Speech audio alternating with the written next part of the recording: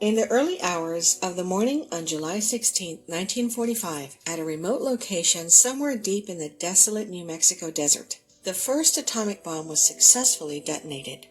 This was the Trinity test, the culmination of the infamous Manhattan Project started by President Franklin Roosevelt in 1942 with the goal of weaponizing nuclear energy.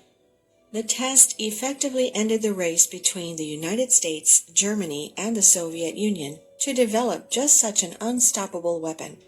A race run in hidden laboratories and isolated locales across the world since at least the 1930s, the culmination of the life's work of some of the greatest minds on Earth. A few weeks later, it would effectively end World War II when nuclear bombs were dropped on the Japanese cities of Hiroshima and Nagasaki, with horrifying consequences. For all those who bore witness to the Trinity test, it was an extraordinary, life-changing sight to behold. A 40,000-foot-high mushroom cloud billowing up to the heavens. In the detonation zone, the bomb left a 300-foot crater 5 feet deep in the earth. Much to the surprise of scientists and onlookers, inside of the crater, the rough New Mexico sand had been turned into a smooth sheet of shimmering green glass. This meant the bomb had produced temperatures of over 3,000 degrees Fahrenheit, that which is needed to melt silica sand into glass. Members of the project team, believing this radioactive glass to be a unique, brand new material found nowhere else on Earth, took the opportunity to name it Trinitite, after the Trinity test. Except, what if they had it wrong? What if Trinitite wasn't a unique material found anywhere else on Earth?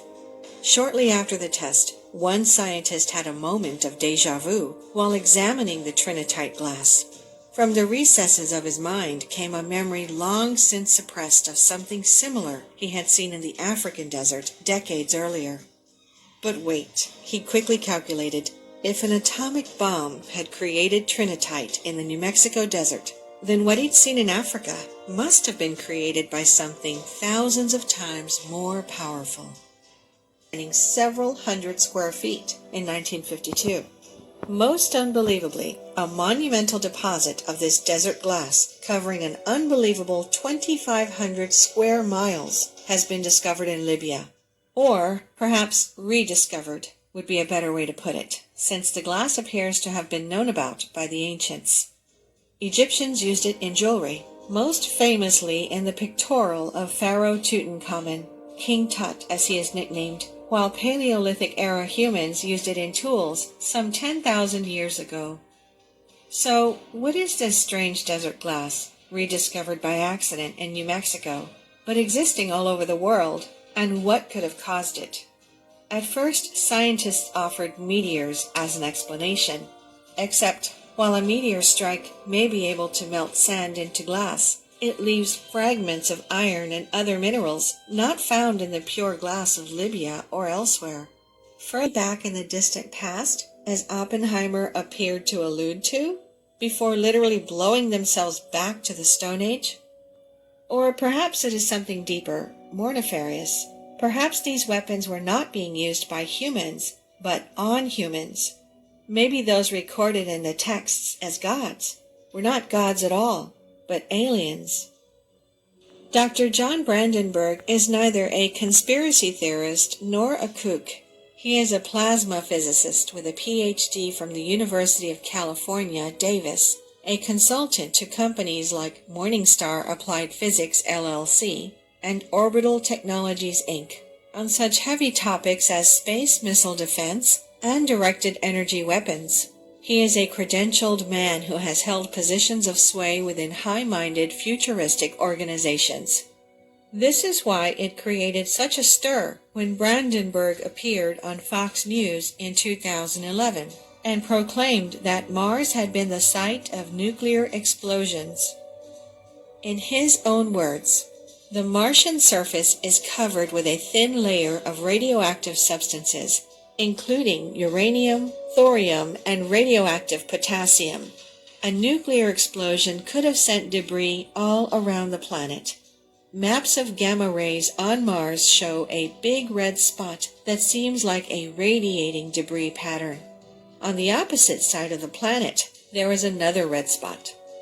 For those inclined to search for natural reasons this could be the case, Brandenburg added succinctly, "This massive nuclear explosion on Mars seems to defy natural explanation." As if this incredible proclamation wasn't enough, Brandenburg has since taken his work further, coming to a mind-blowing conclusion which he has recently presented in the Journal of Cosmology, at a research presentation for the American Physical Society, and in a new book entitled Death on Mars, The Discovery of a Planetary Nuclear Massacre. In short, Brandenburg believes that it was not just random nuclear explosions which took place on Mars, but specifically the conscious use of nuclear weapons. He asserts that what could be seen resulting from 2 large anomalous nuclear explosions on Mars in the past was consistent with the effects of nuclear bombs, a planetary nuclear massacre, as it were. But who could have used these weapons to produce such a massacre? Brandenburg offers a terrifying and ominous explanation, proclaiming that what can be seen on Mars is an example of a civilization wiped out by a nuclear attack from space. He expands on this theoretical horror, colloquially explaining in his book, "It is possible the Fermi paradox means that our interstellar neighborhood contains forces hostile to young, noisy civilizations such as ourselves. Such hostile forces could range from things as alien as AI, artificial intelligence, with a grudge against flesh and blood, as in the movie Terminator, all the way to things as sadly familiar to us as a mindless humanoid bureaucrat like Governor Tarkin in Star Wars, eager to destroy planet Alderaan as an example to other worlds."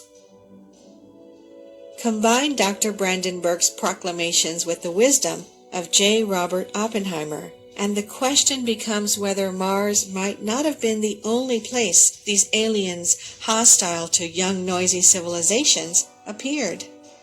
Perhaps they, in fact, appeared in India and elsewhere, occurrences recorded by ancient civilizations in places like the Bhagavad Gita, turning their terrible alien power on human beings and blasting them back to the Stone Age, leaving smooth oceans of desert glass and radioactive ruins in their wake.